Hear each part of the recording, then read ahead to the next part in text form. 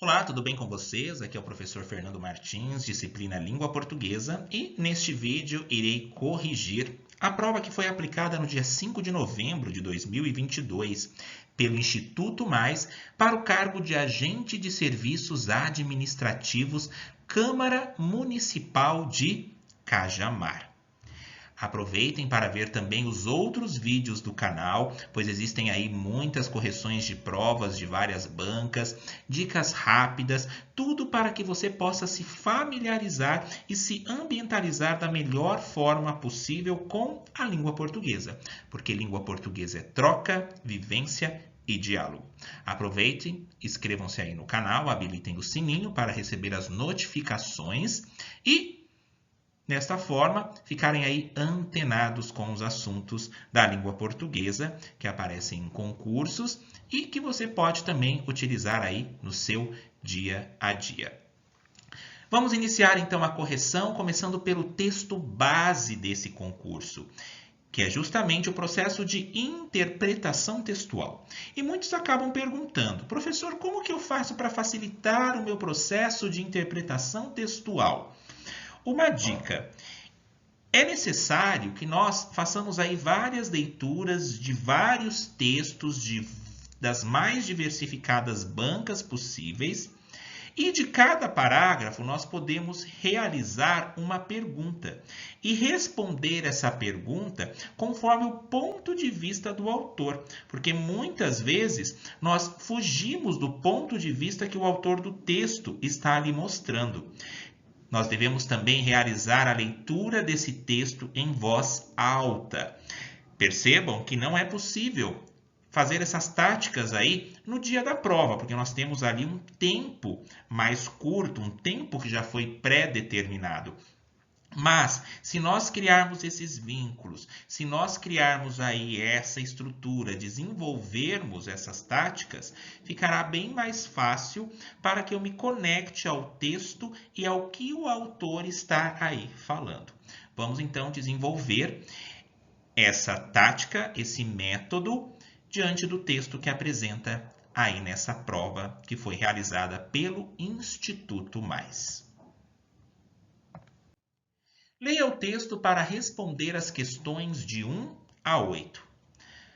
A vida apresenta surpresas, mas há poucos como a que o intelectual Giovan Battista Clemente Nelli teve na primavera de 1739. Quem que era Giovan Battista? O intelectual. Há mais de uma versão do que aconteceu e os detalhes variam. Então, há mais de uma história em relação a esse assunto, ao qual será abordado nesse texto, e os detalhes podem se modificar. Então, aqui está mostrando que nós vamos nos ater à história contada pelo médico Giovanni Targioni Tosetti, grande naturalista e cientista de confiança do Grão-Duque de Toscana, que viveu no século XVIII. O famoso médico Giolani, por hábito, foi jantar em uma de suas vilas com vários amigos. Um desses amigos era Nelli, mais tarde senador e cavalheiro. E Lame pediu a ele que trouxesse mortadela da loja do Ciossi, pois era a melhor de todas, narra Tosetti. Ele comprou 2 tiras de mortadela. Chegando à taberna, pediram um prato para colocar a mortadela. E nesse momento, o senador Nelli percebeu que o papel usado por Ciossi para embrulhar a mortadela era uma carta de Galileu, um dos mais importantes cientistas da história. Imaginem quando ele se deparou com esse papel, que era aí de Galileu. Galileu Galilei, um dos mais importantes cientistas da história. E esse papel estava aí sendo utilizado para embrulhar mortadela. Como que um documento aí tão importante de um dos maiores cientistas foi parar dentro de uma taberna para embrulhar mortadela? Então percebam aí que nós podemos fazer aí alguns questionamentos. Nós podemos também utilizar a nossa noção de mundo, nosso repertório, ao relembrar de quem? Galileu Galilei, sim, que comprovou que o duplo movimento da Terra e que a velha estética medieval ela estava sendo rompida, porque muitos lá no período medieval não aceitavam a questão da astronomia, de estudos astronômicos, porque havia totalmente um pensamento teocêntrico, como Deus como centro de todas as coisas, não dando espaço aí para a ciência, mas depois com a queda do período medieval, do feudalismo, a implantação do capitalismo, foi aos poucos dando-se mais espaço à ciência, de forma gradativa, porque foi um período de transição, e essas ideias aos poucos começaram aí a ser aceitas. Percebam que esse conhecimento de mundo, ele nos ajuda aqui no processo de interpretação de texto, porque é um conhecimento ao qual eu já tenho interiorizado. Então, eu chamo isso de inferência. Informações as quais já estão interiorizadas e que me ajudam no processo da interpretação textual. Porque isso vai nos levar aí ao entendimento de algumas das questões que vão vir aí após o término da leitura de texto. Mas, retomando a história em que o texto narra, como que essa carta foi parar dentro da taberna e utilizada como um embrulho para colocar na mortadela? E era uma carta de quem? De Galileu Galilei. Galileu foi polêmico herói, que, entre outras coisas, transformou lunetas em telescópios, permitindo-lhe descobrir fatos novos e inimagináveis até então. Galileu colocou em dúvida a visão do cosmos de Aristóteles, que punha a Terra no centro do universo, aceita como a única verdade pela intelectualidade da época. Então só havia uma verdade. Não se permitia outras verdades no campo, o que da astronomia. E Galileu Galilei queria justamente quebrar esse paradigma, apresentando aí uma outra visão. Mas será que aceitavam que ele impusesse, com que ele ali colocasse o seu ponto de vista, a sua visão em relação ao conceito de universo, ao conceito de Terra? Esse daí é um dos questionamentos. Vincenzo Viviani foi o último discípulo de Galileu e cuidou dele até o final de sua vida. Ele o conheceu quando tinha 17 anos e não tinha nem 20 quando o professor morreu. Quando quem morreu? Galileu Galilei. Quem era Vincenzo Viviani? O último discípulo de Galileu. Depois, Viviani se dedicou a preservar e defender a imagem e obra de Galileu. Então aí ele falou, opa, Galileu morreu, vamos aí preservar e defender a imagem dele, já que nesse momento não é possível divulgar as obras dele. Então, o que o senhor Viviani fez? Ele coletou, tanto dos herdeiros de Galileu quanto de outros, tantas obras de seu mestre quanto pôde encontrar. Então, tudo que ele se propôs a encontrar, ele guardou. E quem conta esse fato? Conta Jean Baptista Venturi.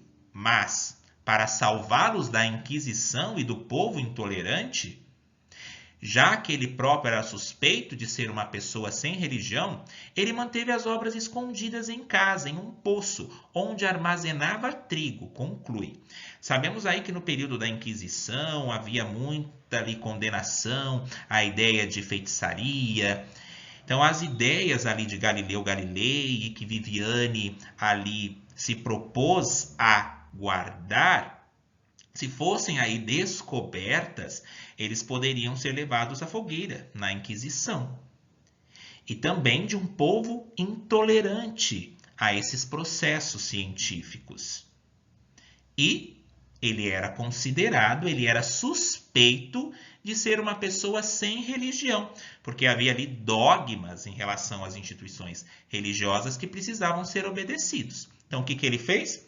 Ele manteve as obras do Galileu escondidas em um poço, onde ele armazenava trigo, porque ele pensou, eu colocando aqui essas obras, essas cartas de Galileu Galilei, onde eu armazeno o trigo dentro de um poço, não levantará suspeitas em relação a isso. Entre esses tesouros estava um manuscrito de Galileu em vários pequenos livretos, contendo um de seus primeiros estudos da juventude. Escreveu Viviani em 1674. Então percebam aí que essa história ela vai passando aí de tempos em tempos. E quando Viviani morreu em 1703, o destino dos livrinhos tornou-se incerto. A casa em que estavam escondidos o quê? Os livretos, foi herdada pelo abade Jacopo Panzanini, sobrinho de Viviani. E com sua morte em 1737, o poço foi aberto e muitos pacotes dos mencionados escritos foram movidos ou vendidos a mercadores para embrulho, conta Venturi.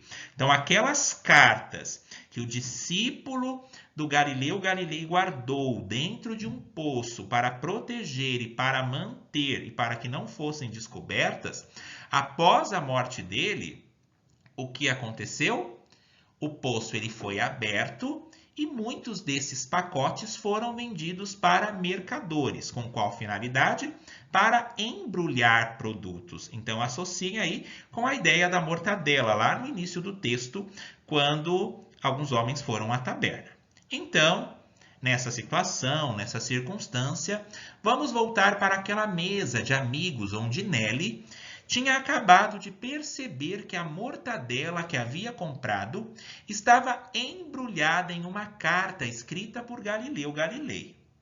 Consciente da importância do achado, Targione Tosetti conta que tirou a gordura da folha com um guardanapo da melhor forma que pôde. Depois dobrou e guardou no bolso. Não disse nada a ninguém. E assim que pôde, correu à loja de Siós, de quem soube que, de vez em quando, um homem desconhecido vendia um maço desses escritos. Quais escritos? As cartas de Galileu Galilei que foram escondidas dentro do poço. Ele comprou todos os escritos em posse do lojista e o fez prometer que o avisaria se mais exemplares chegassem em suas mãos. Fizemos a leitura em relação ao texto, uma adaptação aí publicada pela BBC News, texto recente do dia 4 de outubro de 2022. Agora, vamos aqui à primeira questão. De acordo com o texto, é correto afirmar que o cientista Galileu Galilei construiu um modelo sobre o universo que, beneficiado pelos recursos tecnológicos da época, não fala lá no início do texto que ele foi responsável por transformar lunetas em telescópio, rompia com o entendimento científico tradicionalmente aceito. Vamos fazer aqui uma releitura. Construiu um modelo sobre o universo que, beneficiado pelos recursos tecnológicos da época, rompia com o entendimento científico tradicionalmente aceito. Sim, qual que era o entendimento científico tradicionalmente aceito? O de Aristóteles. E, beneficiado aí pelos recursos da época, que Galileu aí transformou lunetas em telescópio, ele construiu um modelo de universo. A letra A, ela está correta nesse sentido, conforme apresenta o texto. Letra A aqui, nós temos A então como uma alternativa correta. Mas vamos verificar as outras. De acordo com o texto, é correto afirmar que o cientista Galileu Galilei possuía uma mentalidade tão ocupada com questões da astronomia que não demonstrava nenhuma preocupação com o destino de seus escritos?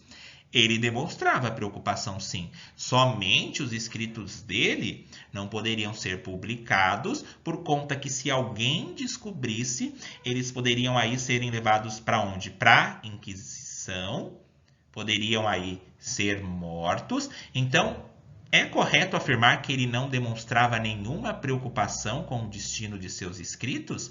Ele demonstrava preocupação, tanto que quando ele morreu, Viviane, o que fez? Guardou os escritos de Galileu Galilei dentro de um poço, até que mais tarde foram aí descobertos e vendidos para mercadores para que embrulhassem produtos. Vejam aqui que não demonstrava. Cuidado com essas palavras aqui negativas.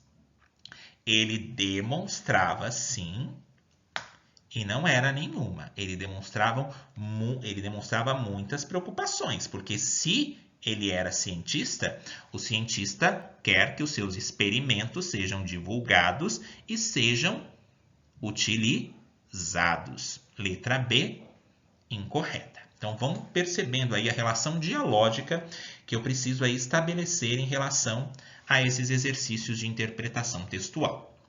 Letra C. Galileu Galilei acreditava que a Terra estava no centro do universo, hipótese que fez dele um pensador aclamado popularmente.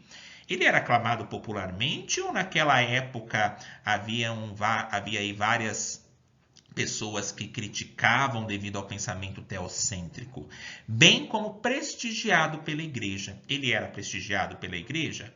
Não, ele não era prestigiado, porque se ele fosse prestigiado, as suas obras elas seriam divulgadas. Sendo assim, a letra C, ela também está incorreta. Letra D. Galileu Galilei encarregou seus discípulos a que preservassem escondidos seus textos. Ele encarregou, em algum momento ele falou assim para o último discípulo dele, Viviane, esconda os meus escritos. Não, ele morreu, foi o Viviane que justamente se prontificou a esconder as obras do Galileu em um poço.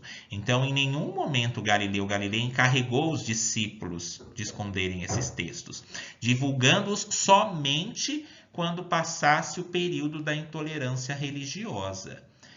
Olhem aqui a palavra somente, realçando aqui. Mas em nenhum momento ele encarregou os discípulos e falou para que eles preservassem os textos. Ainda mais que divulgasse somente quando passasse o período da intolerância religiosa, quando fosse um período menos conturbado da história. Letra D também incorreta. A alternativa certa aqui na questão número 1 é a letra A. Vamos então a outra questão, a questão de número 2. Em relação à carta de Galileu, que serviu para embrulhar mortadela, é correto afirmar que este acontecimento, letra A, justifica a pouca importância que as teses deste cientista tiveram para a astronomia? Essas teses aí, elas tiveram pouca importância? Porque se elas tivessem tido pouca importância, os livros não contariam aí as teses, não falaria do movimento heliocêntrico, em que o Galileu comprovou o duplo movimento da Terra. Então, elas não tiveram pouca importância. Elas tiveram, sim, muita importância para a astronomia, tanto que depois elas foram tratadas futuramente e continuaram a ser estudadas. Letra A, alternativa incorreta. Letra B. Representa os descaminhos que a obra do cientista fez após a sua morte? Exatamente. Esses documentos aí que Galileu Galilei escreveu, ele não seguiu um caminho correto. Ele seguiu o quê? Um descaminho. Vejam aqui o prefixo des. Ele seguiu um caminho totalmente contrário do que Galileu esperava. Com a sua morte, Viviane escondeu dentro de um poço ao qual ele ao qual ele colocava ali o trigo dele. E foi após a morte de Galileu Galilei que Viviane fez isso.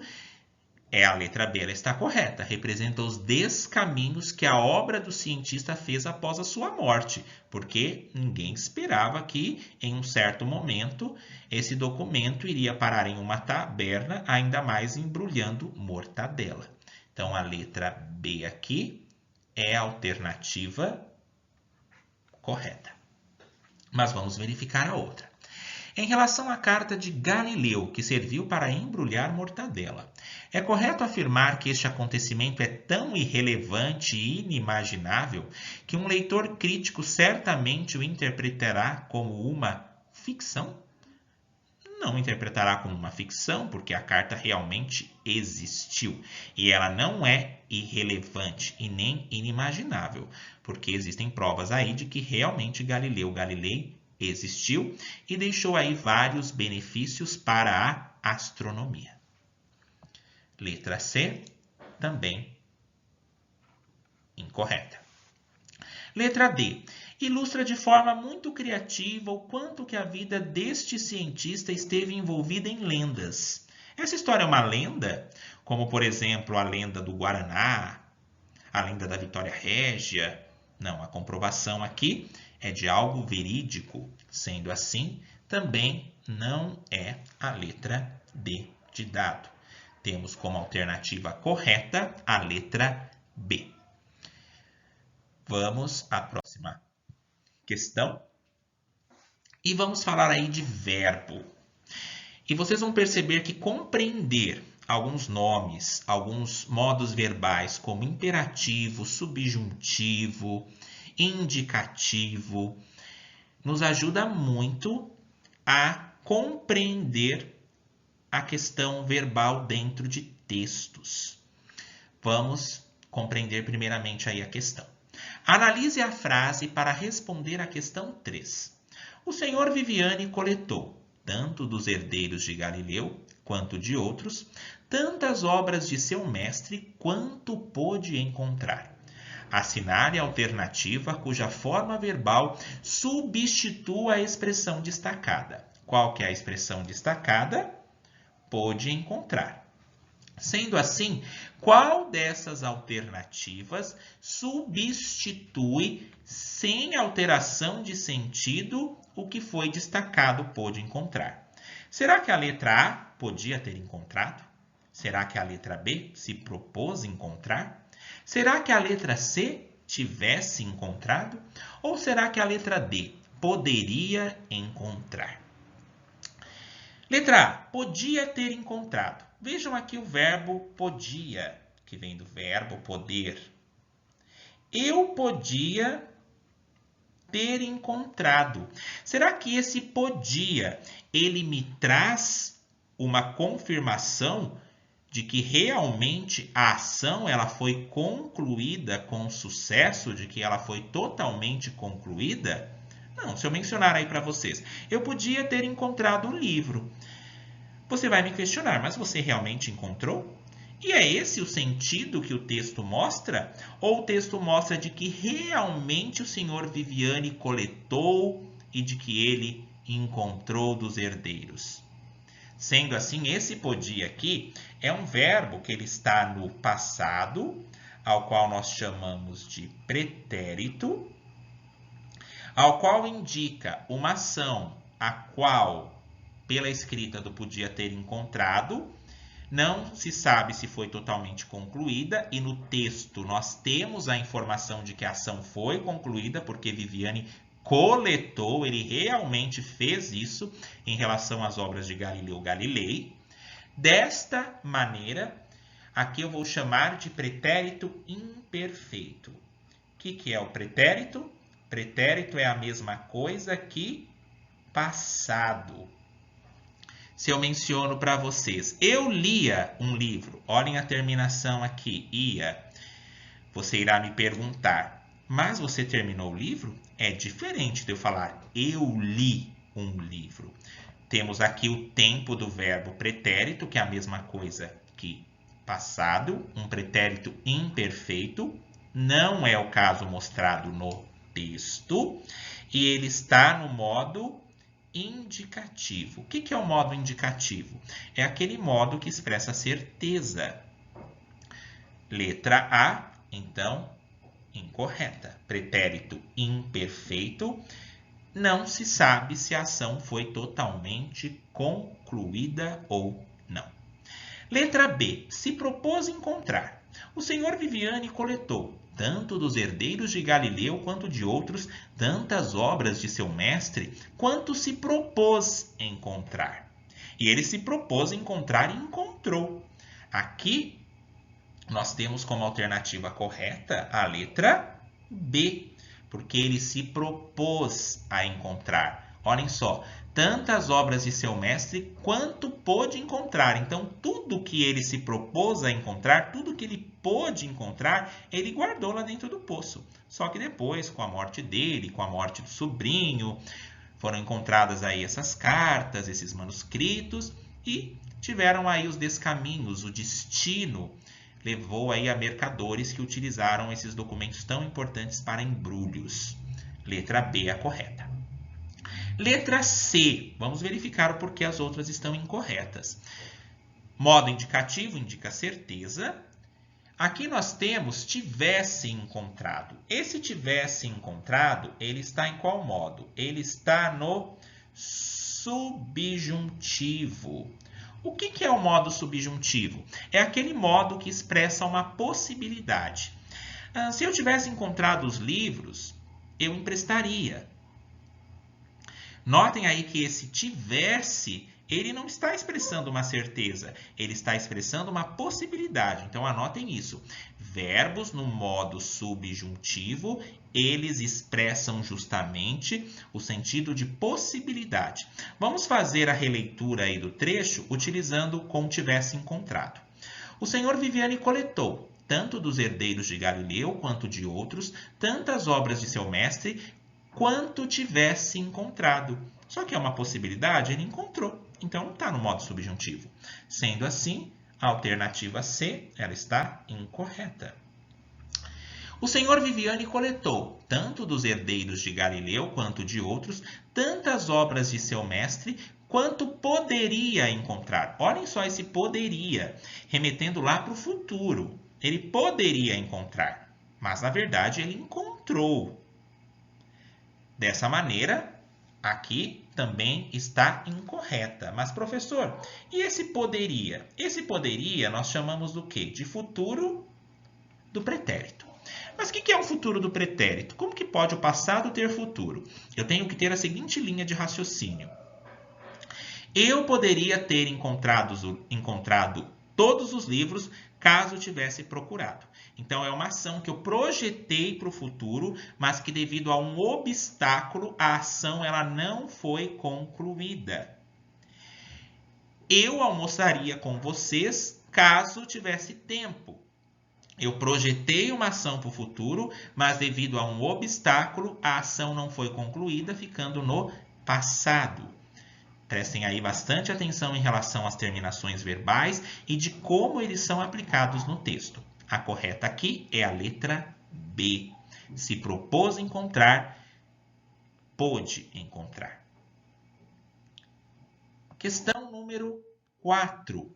Assinale a alternativa cuja reescrita do texto emprega a colocação pronominal em conformidade com a norma padrão da língua portuguesa. Quando nós falamos em colocação pronominal, nós precisamos pensar em quê? Em como os pronomes oblíquos átonos serão colocados. Em qual posição eles ficarão? Esses pronomes, eles podem ficar antes do verbo, primeiro que o verbo. Eles podem ficar no meio do verbo, ocorrendo assim uma ruptura. E eles podem ficar após o verbo. Como eles são colocados? Primeiro que o verbo, no meio do verbo e depois do verbo. Mas antes disso, nós precisamos aí saber quais são os pronomes oblíquos átonos. E aqui também existe uma particularidade. Por exemplo, vou encontrar ela. Percebem aí que quando eu falo encontrar ela, Parece que juntou tudo numa palavra só, encontrar ela. Igual acontece com mussarela. Vou encontrá-la, vou encontrar ele, vou encontrá-lo. Distraíram ela, distraíram-na. Então, esses termos também aí eles podem ser ajustados para que não pareçam aí uma questão de cacofonia, de emendar uma palavra na outra. Mas vamos aqui aos pronomes oblíquos átonos. Quais são eles? Os pronomes são me, por exemplo, encontraram-me, encontraram a mim. Se, encontrou-se. Te, nos, vos. O, por exemplo, encontrou-o, encontrou quem? Encontrou ele. Encontrou-a, encontrou quem? Encontrou ela.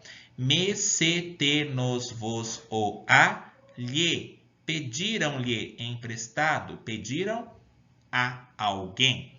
Aqui temos os pronomes oblíquos átonos. E nós precisamos aí identificar como que eles ficarão posicionados. E existem aí alguns termos que podem parecer aí alguns nomes estranhos para alguns, mas que pela própria estrutura do nome, nós conseguimos aí fazer uma identificação. Próclise.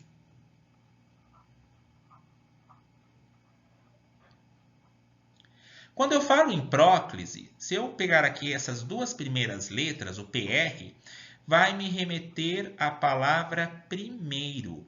Então, os pronomes oblíquos, que são esses que estão aqui em cima, eles precisam ficar antes do verbo. Antes do verbo é uma próclise. Mesóclise. Esse termo aqui, se eu justamente me basear e fazer uma ideia com um me, é um meio. Essa mesóclise, ela pode aparecer aí em alguns textos, ela aparece aí em textos de livros da literatura clássica, nas escrituras sagradas, por exemplo, encontrar-te-ei, dar-lhe-ei. Percebam que o pronome oblíquo, ele acaba entrando aqui no meio do verbo. Por exemplo, dar-lhe-ei, darei alguma coisa a você. A mesóclise, ela sempre vai se remeter ao tempo futuro. Futuro do presente, em que eu penso no presente, em algo que vai acontecer no futuro, e futuro do pretérito, conforme eu mencionei anteriormente. Sim, eu iria, mas aconteceu alguma coisa que eu não fui. A mesóclise, ela vai aparecer nessas estruturas individuais, o futuro do presente e do pretérito. E o outro caso é qual? A ênclise, a qual eu consigo também fazer uma associação. O em aqui, eu posso fazer uma associação com encerrar. Encerrar é terminou. Então, a ênclise, o pronome oblíquo átono vai ficar depois do verbo. E eu não inicio frase com pronome oblíquo. A próclise, o verbo, ele vai ficar, ou melhor dizendo, o pronome, ele vai ficar antes do verbo. Mas ele precisa ter um acompanhante. E a mesóclise tem essa ruptura aí, e o pronome oblíquo fica no meio. Diante disso, vamos conhecer a questão e vamos aí localizando as colocações pronominais. E percebam que lendo aqui todas as frases da forma como elas foram colocadas, eu vou compreender perfeitamente cada um dos contextos. Mas o exercício está nos levando a utilizarmos o quê? A norma padrão da língua portuguesa, a gramática e normativa em que se pede o entendimento aí das regras. Letra A. A física de Aristóteles era uma verdade universal e ninguém contestara-lhe até então. Compreendi perfeitamente a linha de raciocínio aqui em que foi mencionada na frase. Onde que está o pronome oblíquo? O lhe. Letra B. Quando deparei-me com aquele embrulho, descobri que era uma carta de Galileu. Aonde que está o pronome oblíquo? O me. Quando deparei-me, quem se deparou? Eu. A física de Aristóteles, ali na letra A, era uma verdade universal e ninguém contestar ali. Quem contestar? Alguém não contestou. Letra C. Só queria protegê-la. Aqui é aquele caso que eu mencionei para vocês, que poderia ficar. Só queria proteger ela de ser extraviada. Ela quem? A carta. E por isso escondeu a obra dentro de um poço. Letra D. Ao saber que era uma carta de Galileu, já removeu-lhe a gordura. O lhe aqui novamente. E aí, diante disto, qual a alternativa correta? Na letra A, verifiquem aqui que eu tenho o lhe.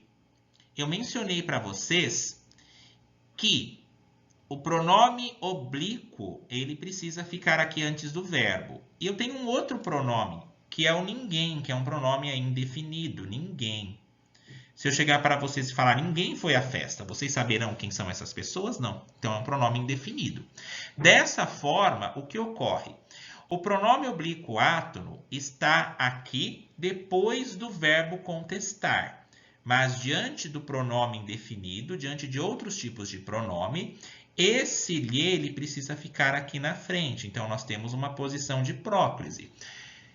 Estaria correto se a frase fosse: a física de Aristóteles era uma verdade universal e ninguém lhe contestar até então. O que nós temos que ficar atentos em relação a esse exercício é que não basta eu entender somente os pronomes, mas que outras classes gramaticais também atraem o pronome oblíquo para frente do verbo, como conjunções, advérbios, frases exclamativas, outros tipos de pronomes. Temos o caso também em quando aparece gerúndio, o verbo no particípio, mas que não é o caso de nenhuma das alternativas que estão aqui mencionadas, mas que eu posso aí apresentar posteriormente em outros exercícios. Letra A está incorreta. O pronome oblíquo precisa ser colocado na frente do verbo porque foi atraído pelo outro pronome que é o ninguém. Quando deparei-me, a letra B, quando deparei-me com aquele embrulho, descobri que era uma carta de Galileu. Deparei aqui é o verbo, que vem do verbo deparar. E notem que o pronome oblíquo está depois do verbo. Só que eu tenho aqui o quando. O quando ele é uma conjunção que indica o quê? Tempo. Então, diante de conjunções, a regra fala que o pronome oblíquo ele tem que ficar antes do verbo. Então, correto. Quando me deparei com aquele embrulho, descobri que era uma carta de Galileu. Letra B também incorreta. Letra C. Só queria protegê-la de ser extraviada e por isso escondeu a obra de um poço. O que nós temos que ter o conhecimento aqui é aquilo que eu mencionei para vocês. Proteger ela, encontrar ela, em que eu vou falar encontrá-la, encontrá-lo, protegê-lo, protegê-la. Encontraram ela, encontraram-na. Então, percebam que há necessidade de uma quebra ali para a substituição de uma letra para que sonoricamente fique aí viável de ser mencionado. Então, só queria protegê-la, está correto. Essa alternativa aqui é a correta, letra C. Letra D. Ao saber que era uma carta de Galileu, já removeu-lhe a gordura com todo o cuidado necessário. Notem aqui o já. Ele aí, o advérbio que está expressando é uma ideia de tempo, já removeu-lhe. Então, essas classes gramaticais também atraem o pronome oblíquo para frente. Então, tem uma próclise. Já lhe removeu a gordura com todo o cuidado necessário. Então, verifiquem bem as posições das colocações pronominais, quais são as classes gramaticais que atraem o pronome oblíquo, quais os pronomes oblíquos pode ficar tanto antes do verbo como depois. E Aqui não tem nenhum caso de ênclise, mas vamos criar uma aqui. Me chamaram. Me chamaram para a festa. Notem que o me está aqui e não tem nenhum outro acompanhante aqui, ok?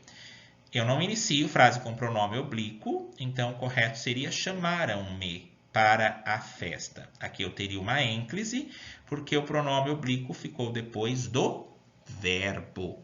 Letra C é a alternativa aqui correta nessa questão. Vamos à questão número 5. Assinale a alternativa cuja frase emprega palavra com sentido figurado. Quando eu falo em palavra com sentido figurado, eu preciso pensar naquela palavra que tem o sentido conotativo, ou seja, a palavra que foi utilizada no seu sentido criativo. Isso nos leva também a pensarmos em figuras de linguagem, como, por exemplo, as metáforas. Se eu falo, por exemplo, ela é uma onça, não que ela seja uma onça no sentido real, mas eu estou empregando características de uma onça em uma pessoa. Sendo assim, ela é brava. Ela é uma estrela, ou seja, ela se destaca. Isso é o sentido conotativo. Isso está no sentido figurado. Existem aí várias figuras de linguagem, as quais vários concursos aí estão cobrando. Então, é necessário também ficar atento a esses tipos de figuras. Vocês podem aí se assustar com a infinidade que há, mas para mencionar algumas, metáfora, antítese, eufemismo, hipérbole, sinestesia, catacrese, prosopopeia, paradoxo, uma infinidade aí de figuras, as quais nós vamos compreendendo aí aos poucos a particularidade delas. Mas nós precisamos aqui encontrar na questão número 5 qual frase emprega o sentido figurado. Letra A. Entre esses tesouros estava um manuscrito de Galilei, em vários pequenos livretos, contendo um de seus primeiros estudos de juventude. Entre esses tesouros, olhem aqui a palavra tesouro. Se eu falo assim, o tesouro do pirata foi encontrado. Conforme eu estou habituado a assistir filmes aí de piratas ou a ler histórias de piratas, o tesouro ele vai estar no sentido real. Tesouro ele estará então no sentido denotativo, no sentido de dicionário. Se vocês procurarem aí a palavra tesouro no dicionário, vai trazer a definição, ó, de dicionário. O tesouro do pirata, ou seja, o ouro, tudo aquilo que foi guardado. Mas entre esses tesouros estava um manuscrito.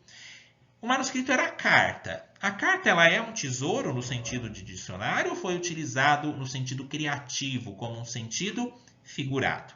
Como se eu dissesse, por exemplo, ela é uma flor de pessoa. Não que ela é uma flor que eu vou chegar e arrancá-la. Mas eu vou atribuir um sentido para ela característico de uma flor. Ela é um amor de pessoa, ela é muito delicada. Sendo assim, entre esses tesouros estava um manuscrito de Galilei, em vários pequenos livretos, contendo um de seus primeiros estudos de juventude. Essa está em sentido figurado, porque não está falando do tesouro de ouro, está falando sim do tesouro, de algo muito precioso que foi escondido de Galileu Galilei. Sendo assim, a letra A ela é a alternativa correta. Mas vamos ler aí as demais.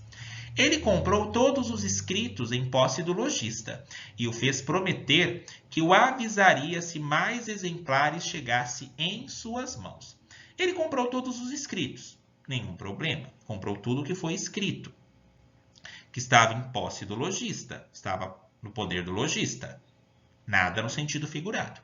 E o fez prometer que o avisaria se mais exemplares chegassem em suas mãos. Mãos também no sentido de dicionário, chegassem em suas mãos, que estivesse os manuscritos em suas mãos, sob o seu poder. Letra B não atende à questão de sentido figurado.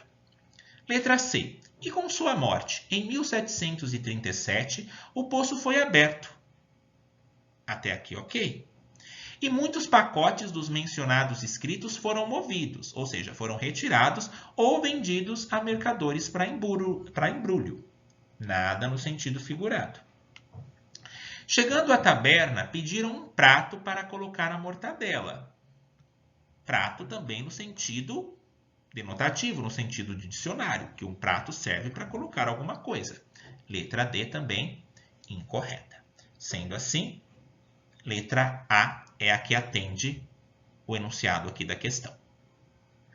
Vamos para a próxima, a famosa crase. Assinale a alternativa. E muitas pessoas se confundiram aqui com essa questão, eu vou explicar o porquê. Assinale a alternativa cuja frase emprega a crase de acordo com a norma padrão da língua portuguesa e conservando o sentido do texto. Verifiquem aqui no enunciado que eu tenho duas questões. Assinale a alternativa cuja frase emprega a crase de acordo com a norma padrão da língua portuguesa. Então, eu preciso encontrar aí qual questão em que a crase ela está utilizada de forma correta e preciso de algo a mais. E que conserva o sentido do texto. Então, pode ser que duas estejam aí corretas na questão de se empregar a crase, mas que não atenda ao pedido de conservar o sentido de texto, de fazer uma paráfrase, de fazer uma reescrita, representando aí o sentido ao qual nós lemos em que o texto apresenta. Bom, fazendo aí uma breve apresentação da crase, o que é a crase? A crase é a união do a com sentido de preposição, mais o a, que é um artigo, acompanhado de uma palavra feminina, de um substantivo feminina. Tendo essa junção, irá ocorrer o que nós chamamos de crase. Por exemplo, ele foi à secretaria. E é muito importante também para a questão de crase compreender o processo de regência. Vamos ver aqui. Ele foi. Quem vai? Vai a algum lugar. De onde que surgiu esse a? Por causa do foi. Se eu pergunto para vocês, ele foi. Vocês vão perguntar, ele foi aonde? Ele foi para qual lugar? Então, esse a aqui, ele é uma preposição. Coloquei ele aqui dentro do parênteses. Esse a que surgiu por causa do verbo foi é igual ao a que está dentro aqui do sinal gráfico, que é o colchetes? Não. Esse a já é um artigo que acompanha um substantivo feminino. Ele foi para a secretaria. Sendo assim, diante dessa construção, eu tenho a crase. Mas a crase também ela pode servir para evitar aí algumas ambiguidades, como, por exemplo, pintei a mão e pintei a mão. Se eu falo pintei a mão sem a crase, eu peguei a minha mão e pintei. Pintei a mão. Significa que eu utilizei a minha mão para pintar algo, com algum instrumento, e pintei algo. A crase ela serve também para evitar essas ambiguidades. A crase ela também serve em relação a locuções adverbiais femininas, locuções prepositivas. Por exemplo, ela está à beira de um ataque de nervos. De que modo que ela está? À beira de. Estamos à espera de um milagre. De que modo que ele está? À espera de. Diante desses termos femininos, também emprego a crase. Então, são aí somente algumas características de onde que eu emprego esse acento e em qual momento. Mas fiquem atentos aí, existem aí outros vídeos de crase no canal, para que vocês possam também, aos poucos, juntar essas informações e perceberem aí a importância da utilização desse acento. Vamos aqui à questão, somente quis fazer aqui uma breve introdução para que ficasse mais viável e elucidativo em relação a esse acento. Então, nós já vimos aqui no enunciado que eu tenho que verificar onde que a crase foi empregada de forma correta e em qual dessas frases conserva o sentido do texto. Galileu empregou a luneta para realizar suas observações gastronômicas. Galileu empregou a luneta. Esse empregou aqui, ele está no sentido de que ele utilizou. Se eu chego para vocês e falo, pessoal, eu utilizei. Vocês vão perguntar, você utilizou algo? Você utilizou o quê? A luneta. Utilizei algo. Utilizei o quê? Sendo assim, eu utilizei. Percebam que há necessidade de um complemento para que seja explicado o que foi utilizado. Se eu falar eu utilizei e não responder a vocês, eu não estou apresentando um complemento do que eu utilizei. Dessa forma, esse empregou está no sentido de utilizar. Eu tenho, então, um verbo transitivo. O que é um verbo transitivo? É um verbo que precisa de continuação, ele precisa transitar e ele é direto porque ele não tem a presença da preposição. E lembra que eu mencionei para vocês que a crase é a união do a preposição com o a artigo? Então, Galileu empregou, utilizou. Utilizou o quê? Diante disso, eu não utilizo a crase aqui. Letra B. Um discípulo colocou à frente de sua obra a fim de preservá-la para a posteridade. Vamos lá. Um discípulo colocou. Ele colocou à frente. De que modo ele colocou? À frente de sua obra, a fim. Esse a fim também não tem crase, porque aqui ele indica com a finalidade. É uma finalidade, então diante de finalidade não tem o crase. Um discípulo colocou à frente. De que modo que ele colocou? À frente de sua obra, a fim de preservá-la para a posteridade. Esse à frente com crase indica o quê? Modo. É diferente de eu falar, a frente da sua casa está destruída. O que está destruída? A frente da sua casa. Daí não tem crase. Agora, se eu falo, um discípulo colocou. Ele colocou de qual modo? À frente. Ele colocou à frente do seu tempo a sua obra, a fim de preservá-la para a posteridade, para que ela pudesse ser divulgada para muitas pessoas. E ela foi colocada à frente, com o objetivo de preservá-la. Um discípulo colocou à frente, ou seja, já visualizando que essa obra um dia seria encontrada e preservada. Então, não estou falando de uma frente de uma casa. Estou falando no sentido de como ela foi colocada, que ela foi transportada. E que neste caso aqui, o que acontece? Ele colocou à frente no sentido de visualizar no futuro da obra. Então, termos como à frente, à direita, à esquerda, emprego a crase. Alternativa correta aqui, a letra B. O polêmico herói contestou a imagem do universo concebida desde os antigos gregos. Notem aqui o verbo contestar. Se eu chego para vocês e falo, eu contestei, vocês vão me perguntar, você contestou algo? Você contestou o quê? Então, é um verbo transitivo que precisa de um complemento para explicar o que foi contestado. E eu falei algo. Se eu falei algo, então ele é direto e não indireto. Indireto seria com a preposição. Ele é um verbo transitivo direto, sendo assim, não necessita dessa crase aqui. Agora o perigo está aqui. Ele se pôs a registrar suas ideias a pena e tinta, sem saber o que o destino reservava para a sua obra. Ele pôs a registrar. Esse a registrar realmente não tem crase, por quê? Porque diante de verbo no infinitivo, que acaba em ar, ir, não utiliza o crase. Ele se pôs a registrar suas ideias a pena. Aqui é para evitar aquela questão de ambiguidade que eu mencionei.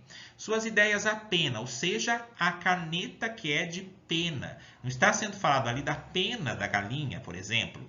E sim, do modo como o instrumento que é a caneta é utilizado.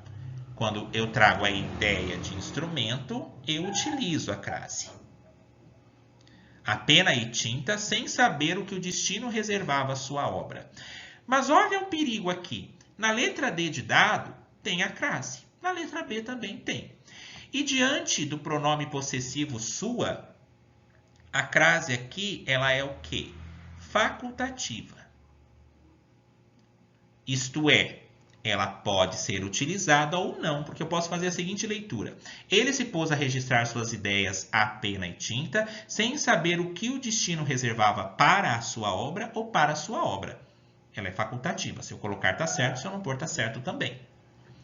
Só que ele se pôs a registrar suas ideias. As ideias de quem? Do Galileu. Mas as cartas elas já estavam escritas quando elas foram parar ali no poço. Então ele não se pôs a registrar as ideias. As ideias já estavam registradas. Então isso que faz daí a letra D incorreta.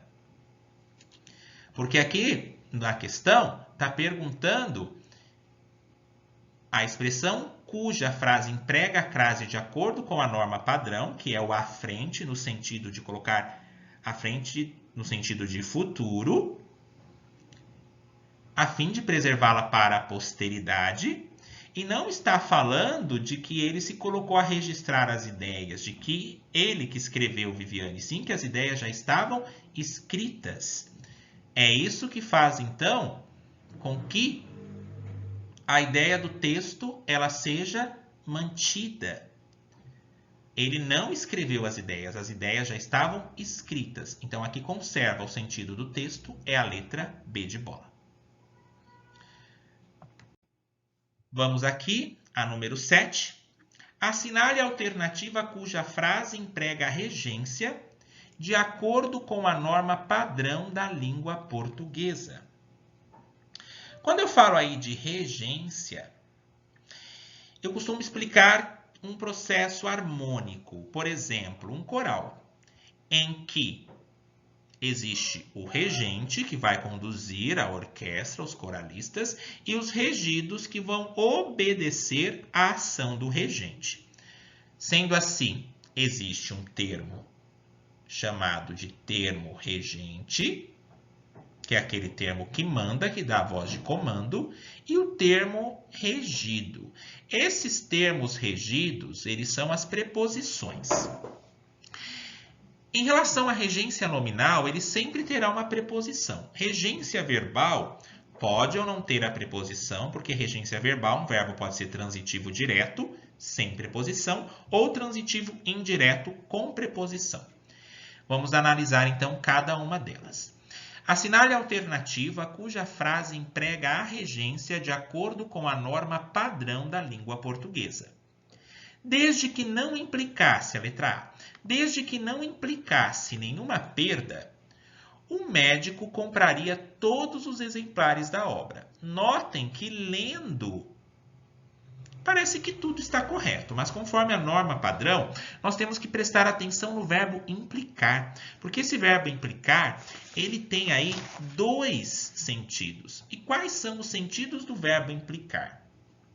O verbo implicar, quando ele for utilizado no sentido de acarretar, anotem isso, no sentido de acarretar, no sentido de ocasionar,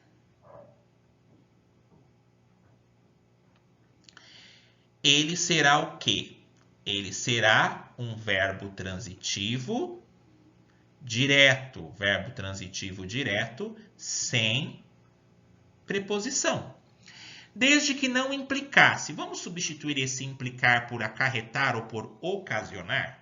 Desde que não acarretasse nenhuma perda, o médico compraria todos os exemplares da obra. Desde que não ocasionasse nenhuma perda, o médico compraria todos os exemplares da obra. E aí, se eu perguntasse para vocês, desde que não acarretasse, vocês me perguntariam, não acarretasse algo, não acarretasse o quê? Então, aqui eu não preciso colocar, desde que não implicasse em nenhuma perda. Há nenhuma perda. Não há necessidade da preposição depois do verbo. Por quê? Porque o verbo implicar no sentido de acarretar, ocasionar, ele não precisa de preposição. Sendo assim, na letra 7, a A é a alternativa correta. Mas, se o verbo aí, né, o implicar, tiver na forma pronominal, daí sim ele terá a preposição. Letra B. Após a morte do mestre, o aluno não esqueceu o compromisso que havia feito. Verbo esquecer. Se eu coloco, por exemplo, o motorista esqueceu. Se eu chego para vocês e falo, pessoal, o motorista esqueceu. O motorista esqueceu algo. Ele esqueceu o quê? Esqueceu a chave. Percebam que eu não precisei da preposição, porque eu perguntei, o motorista esqueceu algo. Esqueceu o quê?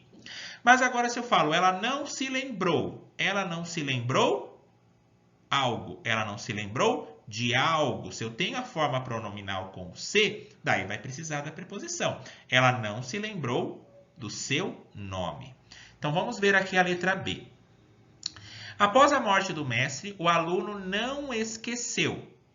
Não esqueceu. Ele não se esqueceu do quê? Do compromisso que havia feito.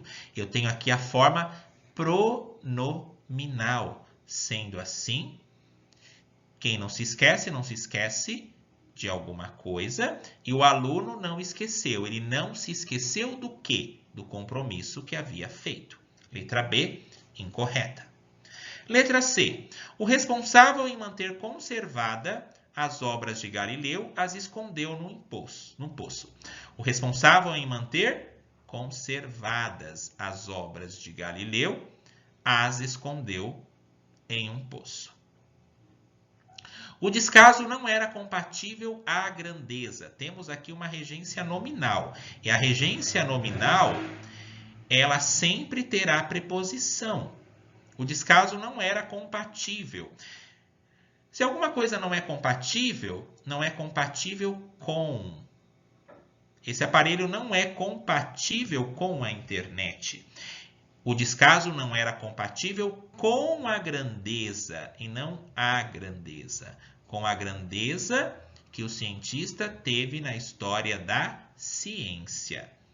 Fiquem atentos aí às questões de regência verbal. Regência verbal, o verbo pode ou não ter preposição, porque ele vai ser transitivo direto ou indireto. E a regência nominal sempre terá um acompanhamento aí de uma preposição. Vamos aqui agora a outra questão. A última. Analise a frase abaixo para responder a questão 8. Muitos confundiram e colocaram como letra A, tempo. Mas vamos verificar. Então, vamos voltar para aquela mesa de amigos onde Nelly tinha acabado de perceber que a mortadela que havia comprado estava embrulhada em uma carta escrita por Galileu. É correto afirmar que o termo destacado introduz uma ideia de tempo, realce, situação ou conclusão? Vamos aí verificar. O então com sentido de tempo. Se eu falasse assim, o então presidente, o então professor foi embora. Daí eu estou falando o então professor de uma determinada época. O então presidente de uma determinada época. Daí sim eu teria o então com sentido de tempo. Mas, e realce? Como que funciona?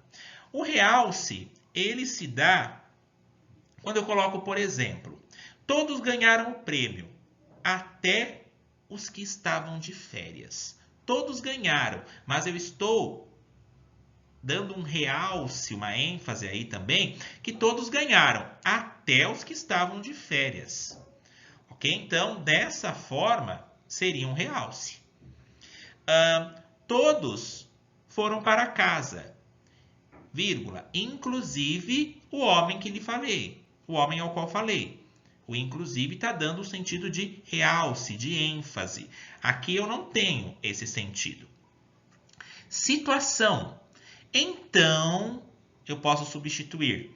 Então, nessa situação, nessa circunstância, vamos voltar para aquela mesa de amigos onde Nelly tinha acabado de perceber que a mortadela que havia comprado estava embrulhada em uma carta escrita por Galileu. Alternativa correta aqui, situação. Então, vamos lá? Nessa situação, vamos lá? O então com sentido de conclusão, ele existe. Vamos prestar atenção na seguinte frase, que ele pode ser aí uma conjunção conclusiva. Ela chegou atrasada ao serviço, vírgula. Então, terá as horas descontadas. Portanto, terá as horas descontadas. O então, ele pode ser aí também uma ideia de conclusão nesses termos em específico. Ela chegou atrasada, vírgula, então terá o ponto descontado. Já tem algo ao qual conclui que vai ocorrer alguma coisa devido ao atraso dela. Neste caso aí dessa questão, temos o então colocado como situação, porque o substituir por nessa circunstância, nessa situação, porque já teve toda uma situação que foi apresentada anteriormente no texto para explicar o motivo pelo qual os amigos estavam ali na mesa, para explicar como que as cartas de Galileu Galilei foi parar na taberna, embrulhando aí a mortadela. Fizemos aí a correção dessa prova da Câmara Municipal de Cajamar, com o objetivo aí de alertá-los e de mostrar alguns aspectos aí da língua portuguesa para que vocês possam aí se aprofundar nos assuntos. E lembrem-se, língua portuguesa é troca, vivência e diálogo. Acompanhem o canal, inscrevam-se, habilitem aí o sininho para receber as notificações. Nos vemos então em uma próxima correção, em mais dicas. Obrigado aí pela companhia e até a próxima.